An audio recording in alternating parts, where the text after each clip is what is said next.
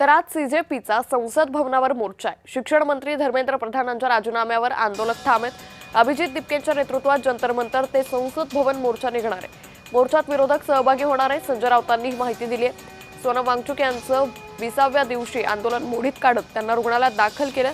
असं असलं तरी ठरल्याप्रमाणे अभिजित दिपकेंच्या आंदोलकांनी आज संसदेवर मोर्चा काढण्याचा निर्धार केलेला आहे। तर ही दृश्य आपण सध्या पाहतोय। या आंदोलनस्थळी पोलीस त्याचबरोबर हे जवान सध्या तैनात करण्यात आलेले। शिक्षण मंत्री धर्मेंद्र प्रधानांच्या राजीनाम्याच्या मागणीवर ठाम राहत सीजेपीचे कार्यकर्ते आज संसद भवनावर मोर्चा काढणारे। त्यामुळे कुठल्याही प्रकारे या ठिकाणी कुठलीही दुर्घटना घडू नये, काही अनुचित घडू नये यासाठी पोलीस मोठ्या संख्येने या सगळ्या परिसरात तैनात असल्याचं पाहायला मिळतंय।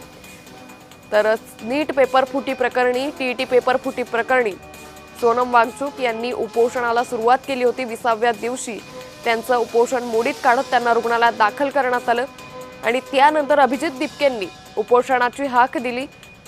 तर आज सीजेपीचा संसद भवनावर मोर्चा निघणार आहे आणि या मोर्चामध्ये मोठ्या संख्येने सीजेपीचे आंदोलक सहभागी होण्याची शक्यता आहे। याच पार्श्वभूमीवर पोलिसांचा मोठा फौजफाटा या सगळ्या परिसरामध्ये तैनात करण्यात आलेला आहे। खरतर ज्या दिवशी सोनम वांगचुक यांचं आंदोलन पोलिसांकडून मोडीत काढण्यात आलं त्या दिवशीही आंदोलक आणि या पोलिसांमध्ये मोठी झटापट झाल्याचं पाहायला मिळालं होतं।